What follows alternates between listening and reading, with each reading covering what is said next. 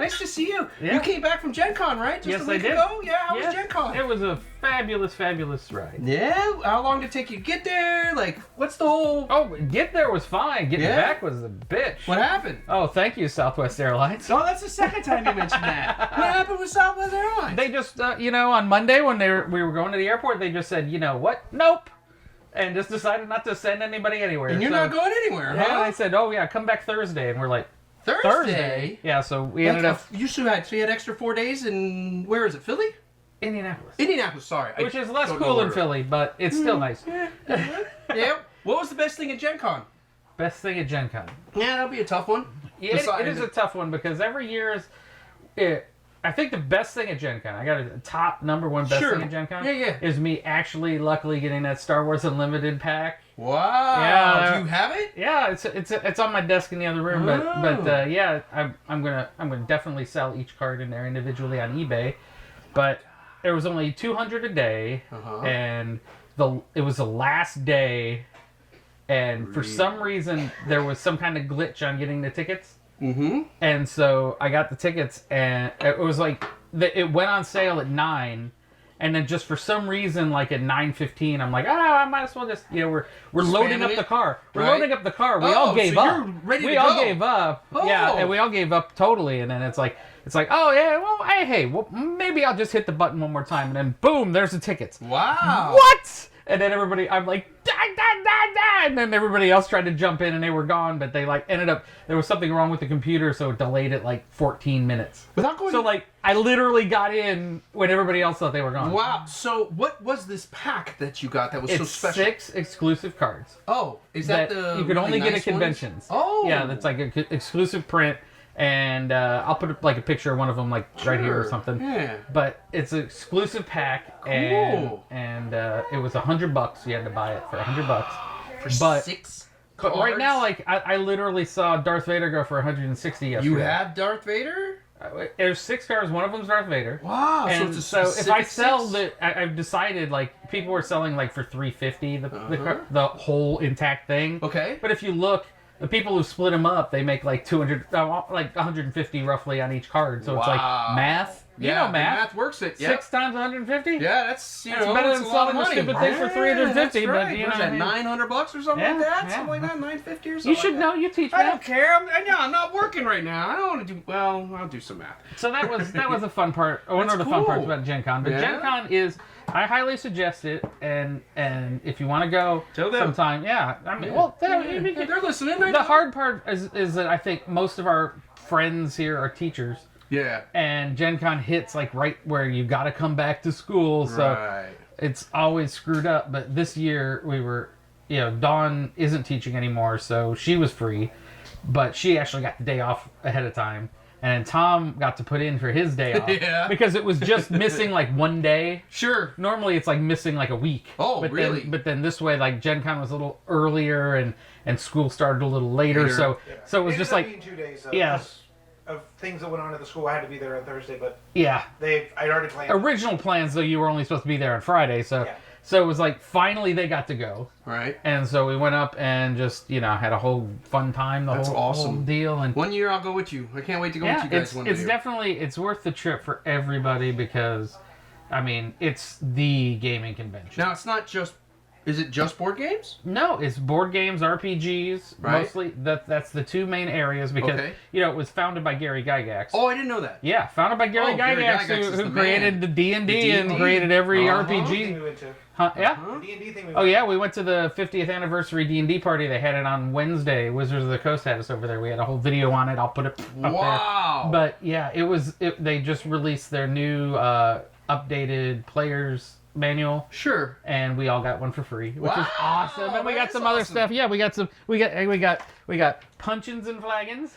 Which is their D&D drink. That's their D&D drink game. Yeah, and we got some other swag, but we also got the the player's brand new player's handbook. Which now, what edition are they up to? Is that well, this is 5th edition, and they didn't decide. They've been working on new rules and stuff like that for D&D, but they didn't decide.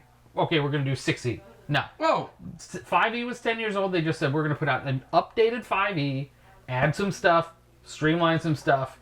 but it's completely compatible with everything before it. Oh. Everything afterwards that is in the 5e rule set. Sure. So all the books that you've already spent tons of money on, I got all these books back here, but all that stuff that you already paid for, you get to still usable. Still use, yeah. Good. So brilliant move on their part, Sure. I must say. It's about time that they did that, because there has been too many game systems that I have bought that they threw the baby out with the bathwater in the next set, and it's like I can understand some games had a complete S show of the rules, and they needed to redo things, but D&D, I mean, first edition I played. Sure, me too. I mean, who hasn't the red one, the blue one? I got those. The Fatco table, Fatco table, and all that, and then second edition was kind of more of an improvement. Then third went, and fourth went, and then it was so bad. 3 though. I like 3 was okay, but fourth just like I never saw it. I didn't. Fourth was like playing a damn video game. Really? It was like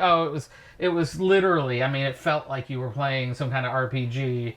And you were like, okay, well, I've got a once-a-day ability, and I got a card for it, and I'm playing my once-a-day ability, and it didn't feel D&D. Okay, fair. It felt like you were playing the game, where for D&D, for most of my experience of D&D from back when it was, I've got the original cardboards back here, the cardboard boxes down here. Oh my gosh, he does. This my gosh. This is my first be careful. ever edition of Dungeons and Dragons. Isn't that the first edition? Basic set. Right. The red. I mean, look how old this is. It's turned pink. Yeah. And I've got oh my gosh, look at it. The basic rules of D&D. Oh my gosh, look at that. So that is where I jumped on in the original Book of Wonders. I got to get that out of there. I didn't realize you it. need to get some of that stuff out of there. The very first dungeon. Keep on the Borderlands. that is remember that. That is as old school as it gets. It does, man. And my gosh. And you got 2 of those? Yeah. And you got the blue set, so that's I got advanced. the blue set. Expert, right? Yep.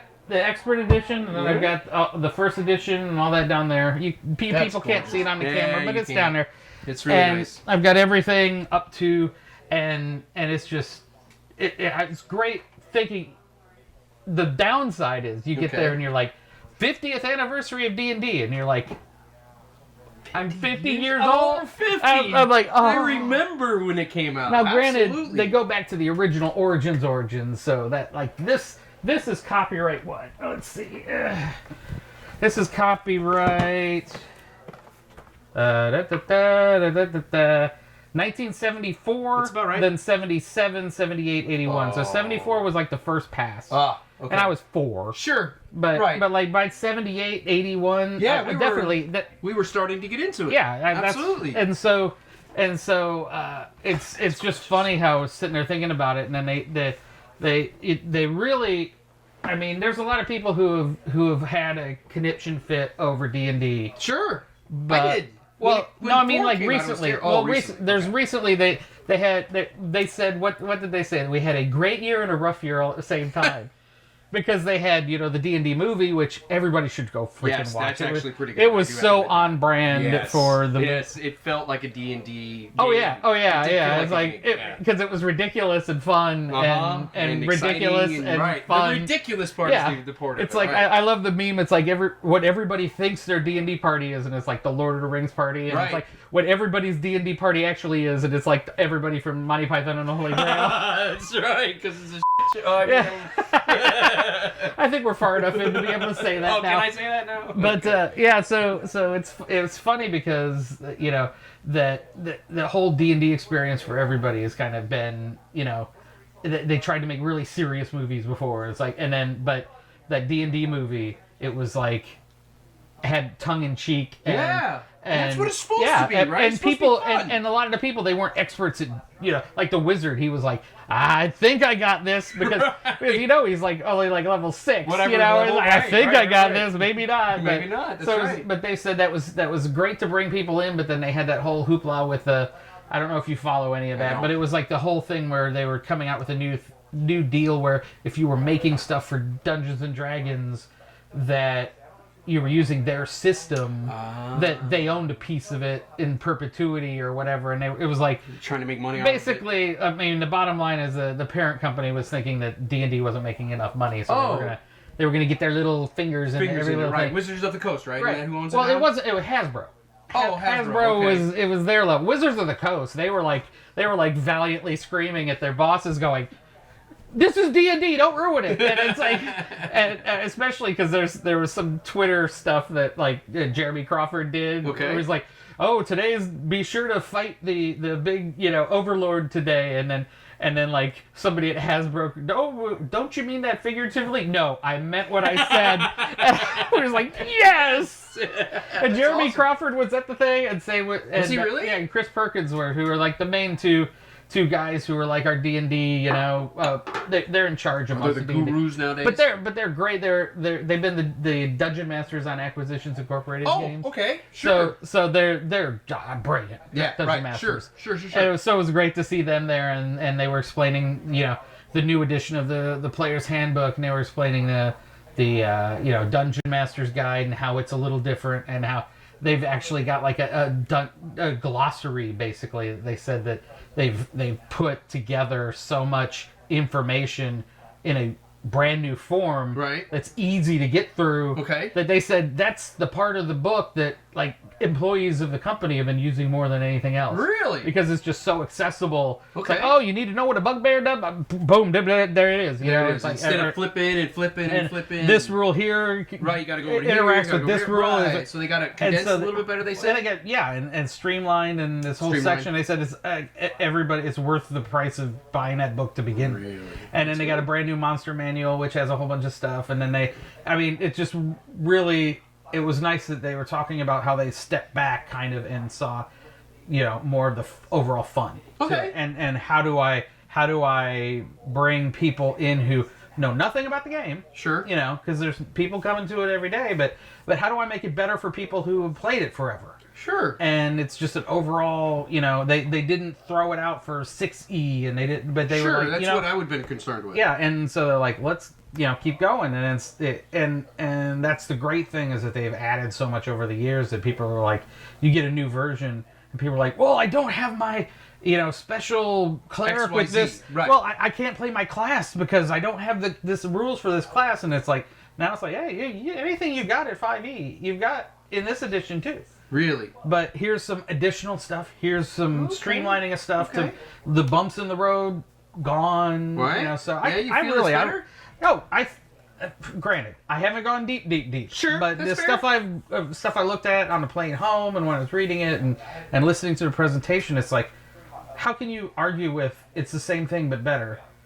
Sure, yeah. But there's so many on my YouTube channel. There's so many people with their hair on fire about it. And it's like really, guys, come on. I know there's clickbait, but it's still D&D, and the bottom line of D&D from the beginning is if you don't like that rule, it's out. Yeah, because you can do home rules. I mean, nothing in D&D says you have to do it. Yeah, it's like it's never been totalitarian going. You must do this. Right. It's like if it doesn't work for your party, it's out. Right, for sure. If you don't want to be on Greyhawk, and that was the cool thing is they gone back to Greyhawk.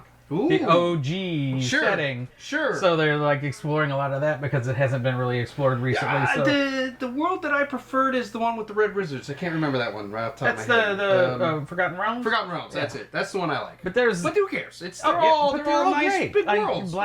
And what was really cool too is that we met this guy who got licensed. He's one of the independent licensees. Sure. But he did this whole book, and it was basically I forget the wizard's name, but he's the one that goes to all these different planes and different realities. Is it the same one from Forgotten Realms? The guy. It was I remember his name, right? But it was. He's been in D&D forever, and granted, we didn't expect to be talking about this, or I would have looked it up. I brought it up.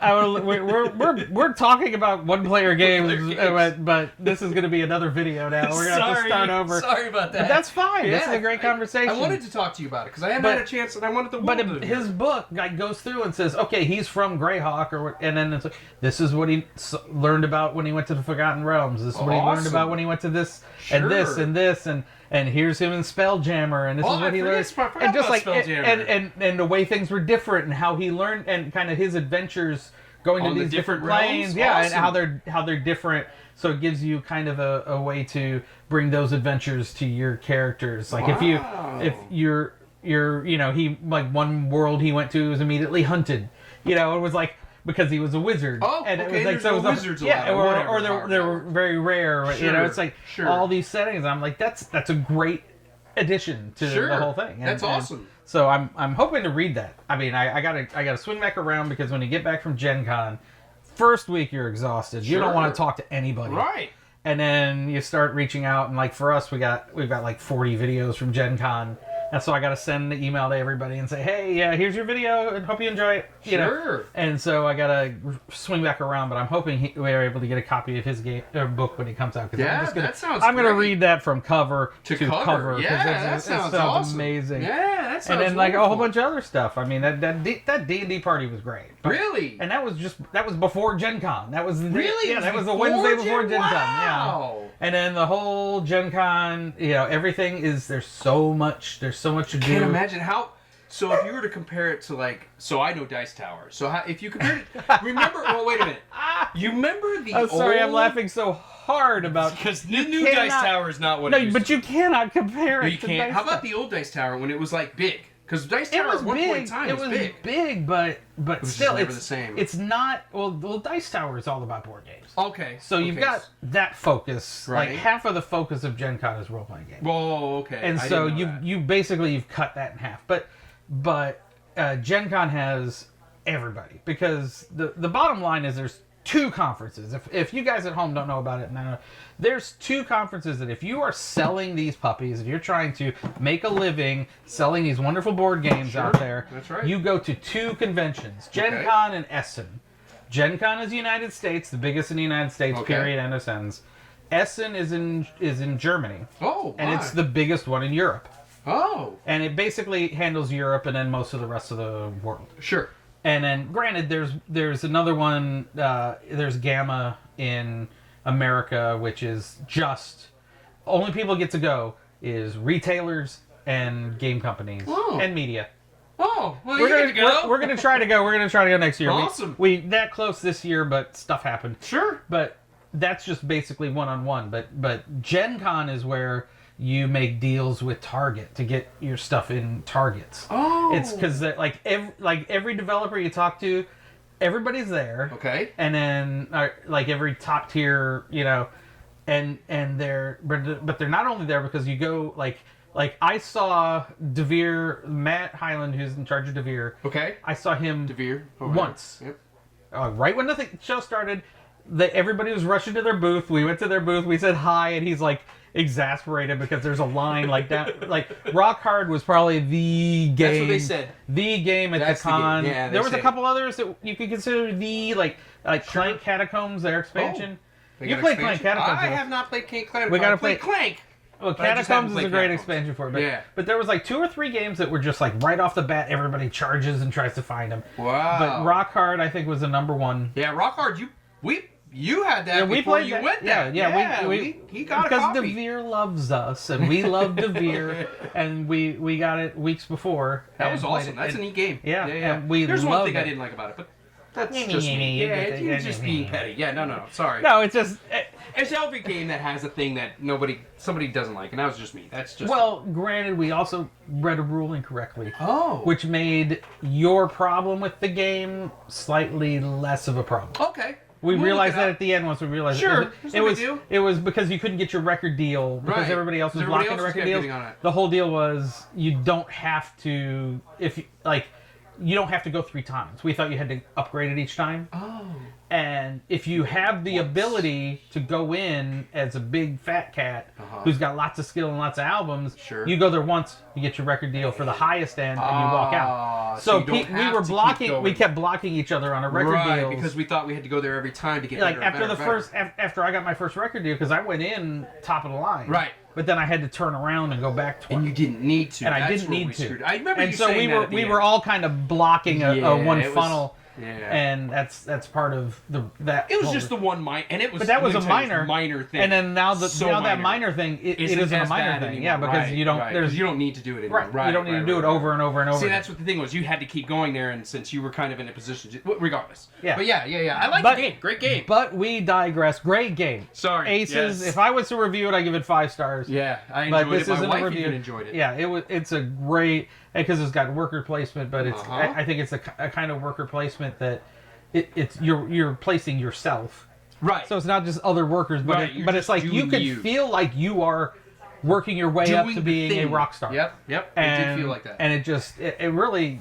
I enjoyed it. And we met the author there. Did you? Yeah. We got a picture with her, and it was cool. And, awesome. And she was just so busy, but she was awesome. Like literally, she was such a cool person because the creator of the game, she's the bassist for the Runaways. Who what? Yeah, she was the bassist for the Runaways. That's right. Cherry Bomb. Wasn't that in there? Cherry Bomb, yeah. That's right. I remember and that. she was there. She was there. That's awesome. And she did some meet and greets with some people. We couldn't get on the list of the appointments, but she made time for us, and we got to talk to her for a few minutes and get a picture. But she actually went, like, the second day. They were lined up at 5 a.m. for that game.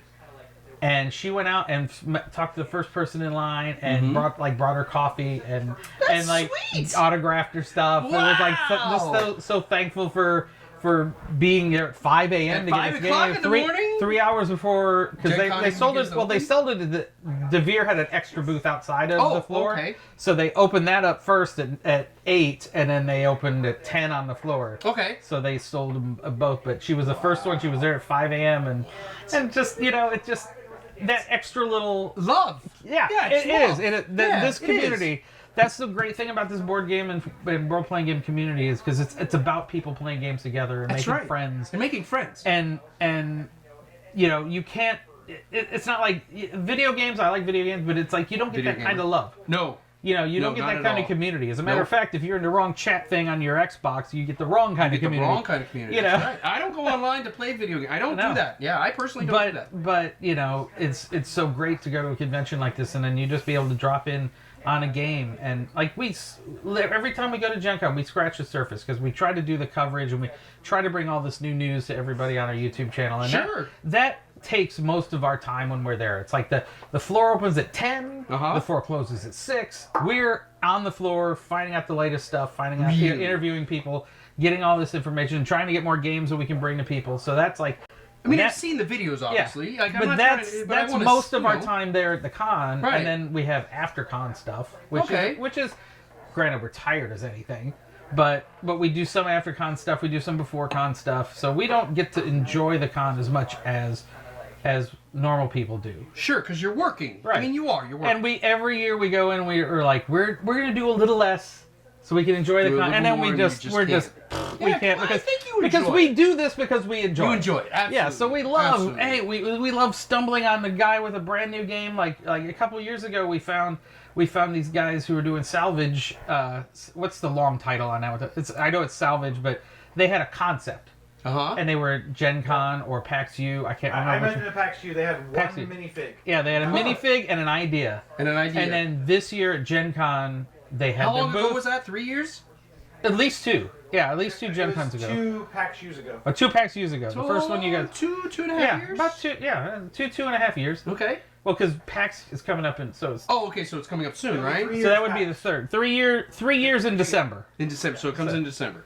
And so when we first met them, Tom ran into him because he was wandering around the smaller booths, and ran into them and thought it was a cool idea. And then we talked to him, and then the next year we saw him again. And now we go there and they got the box. Wow! And Tom's like, "Here, feel this." And I go out like this, and he's like, "No, you're gonna need both hands." Really? And then I brought both hands, and it was still, oof! It was 27 pounds a game. 7 pounds. I was God. But it was like That's you see Gloomhaven. But it was like you see the little sonogram, and then there's the baby. It's like, yeah. So you saw it from when it was in its so infancy. one little thing, yeah, one and little an thing. idea, Now you got, and then now boom, there's a game. That's the cool thing. That's the thing that I admire about the gamers, like the people that make these things. I don't have that imagination. Like I can't even begin to like maybe Distilled I can kind of conceive, maybe sort of, just because it's a nice card game. I like the card game aspect. But like any of these other games, like Spirit Island, I there's no way. Like no, you wouldn't have birthed any of these. No, games. none of them. Not even one. Not even close. But I thought it was even cool, like with this Flock Together. I mean, it's granted it's sitting right here. Sure. I mean, the guy who did this game did all the art for my favorite game for Everdell. Everdell. Thank you. And so he did all the art for Everdell, and then he was at Dice Tower. Yes. And said, "Hey, I've got this game. I had this idea for a game," and then he was doing all the artwork for Everdell, so he did this, and it's like, this is beautiful, and he's like, yeah, I've got this game, and then it wasn't even to kickstart. He was just showing us his prototypes, awesome. And we were like, this is awesome. And then you went over there and you got his autograph, and he was showing it off, absolutely. And then like 2 years later, boom, here's his game, and it's amazing, beautiful game, and yes. I just love that it's people so with an absolutely. idea, and then you're playing their game. Yeah, and then you have games like this, which is a game against the board, and then you have these types of games. Some of these other games are not, where you play against your opponent, but I don't even know how they, like, I can't even start that process. You know what I'm saying? Like, I couldn't even, like, where would I begin? Well, what's hilarious is I had like this one time I had this vivid dream. Sure. About this game. Mm-hmm. And I was like, I woke up and I wrote all these details about the game. and then I played it over here because I had an idea of you starting a rock band. Is that what it was? Yeah, and you awesome. Go and you make albums and blah, blah, blah. Sure. And then it's like, and then literally, like, I wrote all this out and I spent all this time and coming up with all these ideas for, okay, well, you're drafting your records and you're trying to get your record deal, and then you're making your videos. And I just came up with all these concepts. And then I get a thing that says Kickstarter draft and write records like the next day. And I'm like, well, there's the setting. and then I see rock hard, and I'm like, this is like 80% of the game that I came up with in my head. In your head. And then it's like, here it is, we're playing it. But it's like, well, it's great minds, come up with different ideas. But, that's right. And so, I mean, more power to everybody who's done that, because I don't think I would have, gotten it done. But at least you had the idea. But it's like, yeah, but it's just those ideas that come to your head that somebody, that's neat. And the right people with the right ideas give us a great game. That's right. Give us a great game that we can play. Yeah, they are. And then some of us just wish they thought of it earlier. We could do anything. I just wish I could get through the day without killing myself. Well, and part of that is these games. Yeah, right? When you come home and you play Final Girl, and you're like, okay, I've got it all out of me. I got it all out of me. That's right. Yeah. So, thank you for that, Tom. I appreciate that, man. I just never been there, and I'm always curious, and I don't know how much the crowd has been to it, but I think that was really good, Gen Con is a lot, and if you're going at it with certain... Like, there's people who I talk to there who just come in and they play D&D for 4 days. That's it? With a whole bunch of different groups, a whole bunch of different people, and just have a blast. Because where else can you go when you play D&D for 4 days? You can't. You might play like 7 or 8 games of it. And awesome. That's just heaven for them. But there's also people, like, you can go there and they have the football stadium, which is adjacent to it, which is where the Colts play, the Lucas Oil Stadium. I'll always call it the Hoosier Dome, even though it's not. But they have a big game library, and you can go and you can rent games and just play. Or not rent them, but just pick, like as it was in... And that's just that little part and that's of the overall. Wow. And people are there constantly doing it. Sure, grabbing games, but then games. They also have in a whole expo area, like off the expo hall, it's like they have tables, and then all the game developers or people who are trying to get their new game out there, they'll rent a table. And they'll have people come out and play hey, you want to learn to play Flock Together? And it's got a big sign with Flock Together. And you go there and you sign up and you can learn to play a game of Flock Together. Sure. And just table upon table upon table of these games. So it's like, if you wanted to go play board games, you could just go there and play board games. Sure. For 4 days straight. 4 days. Boom. Wow. And that's where it reminds me of Dice Tower, because we go to Dice Tower, it's kind of got it's not as detailed as this, like not at all. Like it's more nerds. Relaxed. It's way more relaxed. It's way right. dialed down. Yeah. It used but to it's not worth be. it. It's right? worth Yeah, it. It is worth it. Even at its height though, the area with the expo area, you could still buzz through it if you wanted to. If not, you could just go play games. Just go play games. Yeah, that's the fun part. And so Gen Con is just that on steroids. Like more than that. More than steroids, right? Steroids, HGH, crack. It's like way couple rounds. Yeah, it's way up there. It's like cybernetic and time. That's awesome. But that's awesome. Definitely, it's cool because you get a lot of the newer games first there. And, and because they're marketing them and all that. But you also get to meet so many people who, you get, at this point, we've been to 3 of them, and it's like you see the same people, and you see the same people at PAX U. So I met you when you just started going?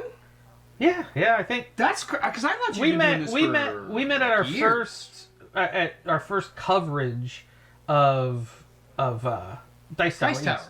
Oh, that was your first coverage? That was our first time we covered Dice Tower. I just didn't know that. We've been to a previous Dice Tower. Okay, right. But that was the first time we did it as a Tabletop Misfits because we didn't have a YouTube channel. We just went and played. Okay. And then we went there as a YouTube channel, and that was awesome. But the first con we ever covered was PAX U before that. Mm-hmm. And it was just on a fluke, coming out of COVID, on a fluke we were involved in a program.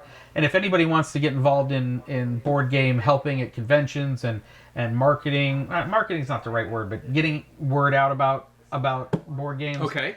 There's a project called Envoy. Look for it online. You can sign up because they need representatives in everywhere, basically. Okay. And it'll say, okay, we partnered with this company. We want to tell you all about Flock Together, for example, because it's right here in front of me, and of course my eyes are going right there. But it's like, we're going to do this thing, and we're going to have this splash, and this whole weekend we're going to be going to your local game store. If you can go to your local game store, we'll give you Flock Together. You teach everybody how to play it, and that's what they do. It's like an outreach of board games. Sure, but they also staff conventions. For like game company, like that was the first. So we got an email, Anthony and I, and we were just starting the channel, and they said, hey, we need helpers for PAX U. Okay. And we'll give you a hotel room. Wow. Or you'll share a hotel room with other people. Sure. And we'll give you tickets to the convention, and you'll work for a company. So I went up, and I was like, oh, well, if the flights are $100 or less, I'll go. Okay. And I pulled up the flights, and it was $99. And I'm like, I'm like, that sounds like fate. Yeah, so it was just when we were getting out of COVID, so we had to all wear masks and all that. But my gosh! But it was just like the first convention out of COVID, right? And so we didn't know where we were going to be, you know, as a people getting together to do things. Okay. So the PAX U said, look, this is what we're going to do. Everybody's masked, blah blah blah. But the flights were cheap because nobody was flying. Oh. So it was like $99, free hotel. Wow. Free tickets to the con. Wow. Let's go. And then so we decided to do con What's that app again? It was Envoy. Envoy. The program is called Envoy. Look at that. And check that out. This is if you ever want to work at any convention and get in for free, check out Envoy and join them. I didn't mean to disturb what he was saying. It's just that this is so neat. I will 100% recommend them. Period. Because they got and when we were first starting out, we did some of their splashes and stuff. So we got like the Decorum. I didn't get from the first edition of Decorum. I didn't get from Floodgate Games. Okay. I got from being an Envoy, and I went and I taught it at the local game store. Awesome. And then I got to keep the copy, but they teach you how to play it. You teach others how to play it, and then you say, "Hey, go buy this game. It's awesome." It is. And so that's how I got Decorum. But now they gave me the Decorum expansion because we're Tabletop Misfits and we want to do a review on it. That's awesome. It's like it was a growth, but we got in the door with Envoy. Sure. So, I just didn't realize I had met you right when you were growing this. Yeah. So when you pulled me in, I thought you guys were like 5-6 years into this. So I didn't realize that I kind of come in right at the beginning, but we're in our 3rd year. That's amazing. Yeah. And so like at PAX U, I seeing scheduling conflicts. I'm seeing maybe not being able to go to PAX U, which kind of sucks because that would be like our 3rd anniversary. Yeah. I think our 3rd anniversary. It sounds right. I don't know. It might be our 4th Gen Con, but 3rd year because we started. So when you loop back around. Okay. Right. Because you kind of. Right. But you'd have to go back to look at our earliest videos and just see. Who cares, right? Yeah, go to YouTube and go look at if you care that much. So that Put was a link like right about here. Oh, it's over here. The links are over My here. fault. My fault. I don't know where anything is. But that was definitely something that was fun, and if anybody wants to get involved in just being an ambassador for board games, I highly suggest going to Envoy. I'll put a link down here. Yeah, that's awesome. And because they just do a lot to try to get new games out there, and you know, there's about 3 or 4 games that I've done that I've done through Envoy just to teach people, and they're like, I love this game, you know, and sure, because you look at the back of the box, you that's say, and then you got to learn it. But right. if you go there and you say, because especially Decorum, when I first looked at it, I was like, how does this work? And then you're like, I learned how to play it, and then I was playing with people, and they were like, oh, this is I can see that. It's like a simple, it's a game, but have you ever played Decorum? I have not. It's basically you're moving into a house with somebody, and you have to decorate it to make the other person happy. If it was a decorated game, it's a whole. Decorum like you can have decorum, but you can also. It's one of those. Decorum is also it's like one of those double meanings. Right, it's a creative name for this game. Right. But the whole deal with Decorum is, see here, it's Decorum, and you're moving into your house, and you guys won't see it because I don't have a camera back there. But you're moving into your house, and each person likes their house a certain way, certain colors of the walls, certain things on the walls, and whatever. But you can't tell them. Oh, you can't even say anything? Right, so you go and you say, okay, I'm painting this room yellow, and the other person goes, I'm not a big fan of that. And that's like all you can say. You can say you like it, you don't like it, or you can't even say like I prefer a color that's a little darker or anything. No, you can't. You can't guide them into it. You can say I like it. It's basically I like it, I don't like it, and I don't hate it. I don't, because it's like some of the colors like you don't care about. Sure. If someone that doesn't piss you off. Sure. If you play Gloomhaven, it's got that. But it's like, but literally, that's like, it's like, like this guy's like, oh, I hate it. How about a green one instead? You know, is the best you can say. Really? But you can't say it. And then now Decorum moving out, they've added to where you have to move stuff around, and you're moving out, and you can put bubble wrap on things. It's just, we're gonna get this to the table soon. I can't wait to play that. But it adds a whole other dimension to it. Awesome. And so, but it's, I don't even remember what got us there, but Envoy. Envoy is what got me that game, and I've loved playing it ever since. And so if you want to get involved at home, you know, I highly suggest looking at the Envoy program. It's fun. And they give you free games for doing stuff. You get a free board game, you learn it, you tell others about it, you get to keep the game. Free games. Nothing. Yeah. Free games. Yeah. I know about free games. I should call this free games. Dude, I'm drinking. Don't spit your whiskey out on my new table. I'm not gonna spit anything out. Well, thank you, Tom. I appreciate that, man. Thank you talking about that, because I haven't had a chance to go to Gen Con, and I mean, you tell me about it all the time. Gen Con's great, don't know. But going to a game con, I mean, there's so many good ones. Gen Con's the big daddy. The big one. The big daddy. And right. PAX U is pretty big. It's like Gen Con's here, and PAX U is here, and everybody else is kind of in the middle. Well, there's a lot of them that are kind of right about here, okay. But then you've got nice little like I don't want to make this sound like an insult to Dice Tower, because it's not. But Dice Tower East is meant intentionally, and they do this intentionally, to be a more cozy 5-day. You go there on a vacation, enjoy. You relax. It's a beautiful resort. It is. Kariba is just an amazing resort. They got a nice swimming pool. Oh yeah, so you go there for 5 days. You relax. You play games. You can play them all night. You can play. And just 24 hours. And then they've got a little bit of a vendor area. It's not as big as it used to be, but it's a little bit of a vendor area. DeVere's normally always there, so that you know. Are they? Good DeVere day. That's awesome. And basically that's just kind of a low key. It's the opposite of Gen Con. Kind of what Gen Con is. Yeah, and you can get some new stuff. You can buy some new games, but you can definitely find friends to play games with no matter what. I played so many games at Dice Tower that I would never have touched and loved. There's some games that I thought I would love and hated, but it was fun to play for a little while. Absolutely. Because you're like, wow, it's a neat game. Oh, this sucks, so I don't really like it. But it's like, it was so funny. Right. Like when Dawn and I, it was like, I think it was 1 a.m, and we were wandering through, and we're like, we gotta play something. Yeah, there's still a ton of people there they're playing, and I wasn't saying I wasn't. Gen Con. No. Dice Tower. In Dice Tower. In Dice. Outside of Dice Tower? You can drink. A lot. But and we were definitely buzzing, but we wanted to play some games, and we went and we ended up playing Villainous because we never played it. Sure, I've seen it. We ended up playing Villainous, and we're like, oh, this seems like so much fun. And then when we were done, we're like, this game's. Oh, okay, so there's times. But right. Again, there's people who love a game. Villainous, yeah. All these games aren't for everybody. Yeah, that's right. And that's the great thing is that if you might hate this game, but you'll love this that game. That's right. And like when I watch board game reviewers, it's like there's people I totally disagree with 99% of the time. Okay. And there's people who I disagree with 50% of the time, and then there's people that I just always agree with. Really? Yeah. Like I'm sorry. Shout out. Shut up and sit down. Every review that they've loved, every game that they've loved, I've loved. Really? But so what is it called? Shut Up and Sit Down. Shut Up and Sit Down. So we're talking, they are just right on my wavelength. Okay, that matters. Yeah, because you want to go to a place that you're getting that's the whole that you like. That's the whole thing with movie reviewers. Like when I used to watch Siskel and Ebert, I agreed with Siskel. I never agreed with dating Ebert. Ourselves. Yeah, I agreed with one and didn't agree with the other. Right. But that was why they had two opinions. They had two opinions. And that's right. and opinions like and we're going to expand on this channel. We're going to have. We normally have Anthony's 1 minute reviews, and that's Anthony's review.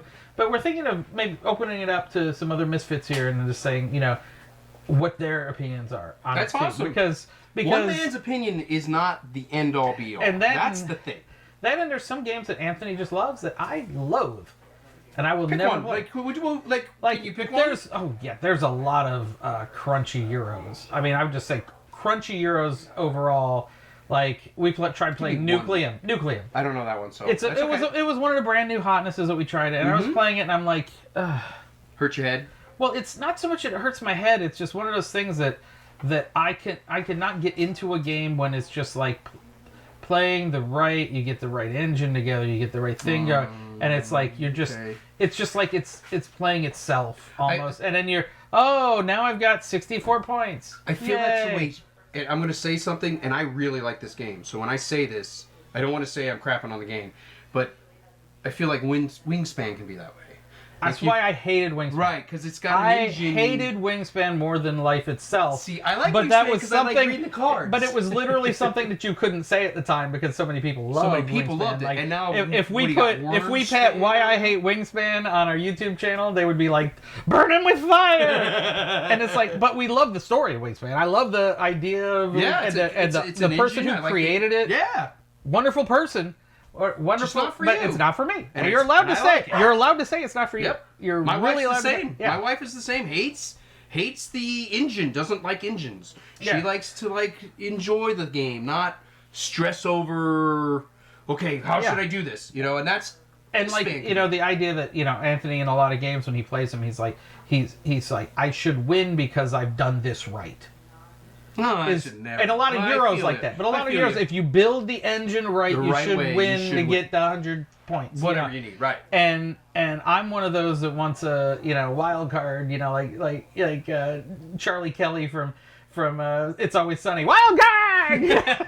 I don't watch that, so it's all good. I'll put a wild card. But but that's why I like what they call Ameritrash, because I like things that just can you can play it, but you can go it from a different angle, or you can do it a different way, that's what I like. Or maybe there's a little luck involved, or maybe there's a little something. That's why I like foodies, because it's all luck based. I'm not a big. But there's planning. There's strategy. You have to plan, but you got to get the right cards too. That's right. You'll screw it all up. That's why I like games. But Distilled. Distilled's very much an Distilled. engine building game. Absolutely. But there's so much randomness to what's coming out. So much going and on. so much. Okay, well maybe I can go in this direction. Or maybe I can get this bonus this way. Or maybe I can get this. Yep. Or maybe I can just make this age a little longer. And so there's lots of options for things you can do to increase your score. Yes. And that's why I like that more than say Arc Nova or Wingspan. Let's stick with Wingspan. Yeah, we know that you don't like it. I understand that. But that's like when you lay out the right cards in the right area, and you're going to get them. You're going to get what you're looking for, right? I feel you. I don't want a math equation. I want a game. I do. Yeah. So because I'm a math guy. But we've covered a lot of topics. It's great, man. Thank you for I don't know what I'm going to call this. No, you do what you got to do, man. Thank BS you. About games. Yeah, but I wanted you to BS about this because I think they need to hear some of this stuff. Yeah, and because this is stuff that he doesn't normally talk about. Like he talks about the game. Yeah, I'm which is very great. focused about You know, I know that he's focused on that. But what Tom does here, and he doesn't realize what he does here, is he's actually giving you a pretty good product that behind the scenes stuff. And what we're talking about today is stuff that I don't get. You know what I'm saying? Stop. Catching my nipple. See that I can provide to you. Sorry, we might have to edit that. Yeah. So what were we going to talk about? Okay, what we were going to talk about. We'll tell you about it in the next video. Yes, we'll just stop this right here. But thank you, Tom. Seriously, man, that meant a lot to me. Like you gave them a lot of information, especially what was it, Envoy? Envoy. Go if you guys want to be more involved. Out of this video, Envoy. Yeah. That and go to a game convention. Oh God, they're to a game fun convention. They so are. And a lot of people say, "Oh, is it going to be too daunting for me?" But if you're somebody who wants to start off getting into a convention and you are a little about a lot of people, sure. Which I love a lot of people who are like that. Yep. And it's like, so go pick a dice tower. Right. And do, it's a smaller group, or it is small. Or Escape Winter is also a good one in Orlando. Yes, that's what he said. Yeah, Escape Winter's and it's like they're just lower key. You go there, you make some friends, you play some games. Play games. And that's a great way to start. And then if you want the full on, Gen Con is for you. Gen Con is I want to go to Gen Con. I do, because I also heard that they also show movies. Yeah, somewhere. I'll tell you right now, there's things at Gen Con that I've never even... I know I get emails once you're getting on Gen Con media lists. It's like, we're premiering this movie at blah, blah, blah, and we're having an event, and so many people are like, we're having a round table about this, or we're having a lecture about this, and I'm like... Too much. No, I never see it. I never see it because there's so much, but there's something for everybody. Yeah, there's something for everybody. I've heard about this. Like I know I've heard about it because they used to have something called something else a long, long time ago. They would do the same. Maybe it's been how long has Gen Con been going on? Ages. Okay, so maybe that is the one. I mean, Gary Gygax found it. Okay, then I've heard of it. Okay, yeah. so it was more D&D at first. Yeah, that's the one that I heard is it was all role playing, like because Gary Gygax. If you don't know who Gary Gygax is, look him up. You better ask somebody. You better ask somebody. It's for real. Like, that guy is a mad genius. You're truly a mad genius, right? Like, he's a little... Rest in power, Dungeon Master. Yeah, man. He's the man. No. Out of all the guys that I give love to, Gary Gygax gets the most. Yeah. It's just that he's been an icon since I was a little shorty. So, when they came out with, like, the... It was the Fiend Folio. Fiend Folio was all. Yeah, he's got one. I even got one. I think it's still here. Yeah, because the Fiend Folio was like, man, when that came out. Although that was the whole devil's. It was a weird scare when people. I have a Fiend Folio somewhere. I just don't know. If whatever. But that's that's when That was when they were like D&D's a devil. Oh yeah, everything's Satan. And then when people got lost in the cave and then that horrible movie with Tom Hanks. Is that? I don't even know what to do anymore because he was playing D&D. Oh, you gotta. I haven't seen that. Oh, it's on my server, but oh my god, it is so bad. What is it called? I forget the name of it. Oh, is he like a little old, like young? It was one of those like after school special kind of movies. Okay, I know exactly what you're talking about. They were trying to teach you like D&D was dangerous. And it's like this whole scene where he's like, I don't even know what I do anymore. And it's Tom freaking Hanks. No way. It's Tom freaking Hanks. Like his first role when he was like 14 or 16 or something. It was like I have to go back and watch that. I do remember that. It was so bad. I was growing up, it was so bad. Yeah, I got yelled at by my parents. Hey, I remember playing D&D in a comic shop in Carmel, Indiana, when we would do it on Sunday because that was when the shop was closed, and they had this big glass wall in front of the comic shop, and it was in a little shopping interior shop. Oh, okay. And one day they found some church group found out we were playing D&D. Oh no! And so they all came out to pray, outside of the place to come pray for us. And I was laughing so hard, and we were playing, and it was just like these people were watching in the window, like we were like in a geek aquarium, like what? Playing D&D. We were all rolling dice, and it's like, how is this Satan? But they were all like, we're praying for you. And it was so funny as one of the brothers did something stupid, and and his brother got up, stood on a chair, and goes, "I damn you to hell!"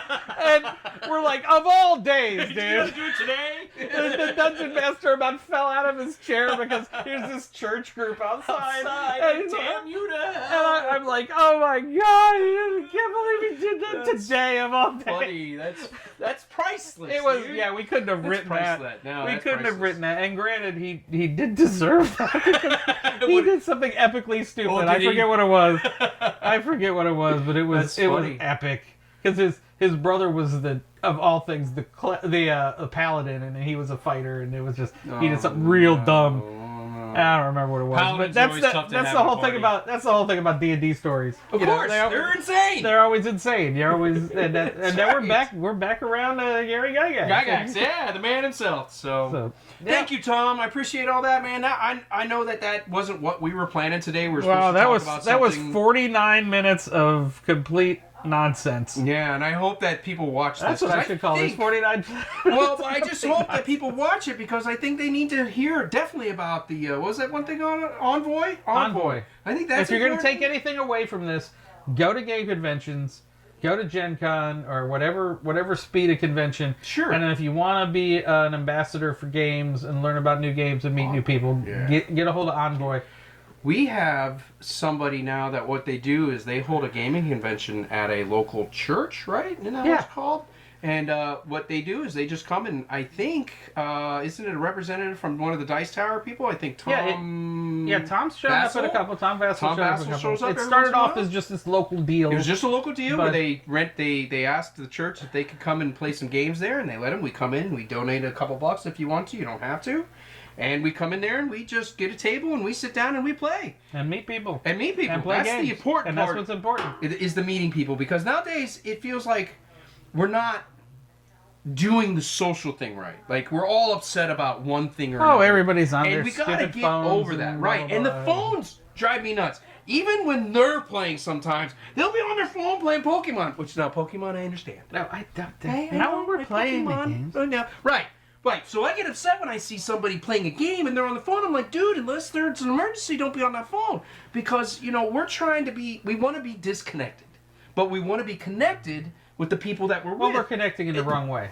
We're connecting on a freaking app, and we're not connecting in real life. In real life. Because also, too, that when we go to these gaming conventions, we're not talking about politics. Never. We're not talking about what idiots in office or what idiots running for office. Even, or right. Even and though there's that we so have much to vote tribal in and BS stuff, that you drive down the street I don't you see need it. so much tribal BS. But when you go to a game convention, you're playing with people. I don't care about what your politics thinking. are Right. or whatever. Right. Just play this game and have fun. This is fun. This fun right here in this box. In right this there, box. in that box. And this box. And playing with people. Yep. That's except for this one. Yeah. This is you're all by yourself, so you get to be a loner. Yeah, and you don't need to leave the house. That's me, by the way. Yeah. I'm the loner. I have to play all these games single player. So. Oh, poor well, I Chaos mean, I come over here and he comes over to my house, but No, you can't do it 7 days a week. Right, exactly. That's the problem. Exactly. Right. You got to pay for this. If you're gonna come over to my house, I got to pay for it somehow. All right, we'll cut this now. Well, thanks for joining us in this awesome. half an hour of complete derailment. Derailment. Not half an hour. We're at 52 minutes. Almost an hour. Almost an hour. So thank you, Tom, again, man. I really do appreciate that. I'm sorry that we didn't get to do the solo games. No, we're gonna do it. We're gonna do it right now. Okay, then we'll stop the thing and then we'll start something else. And until then, game on.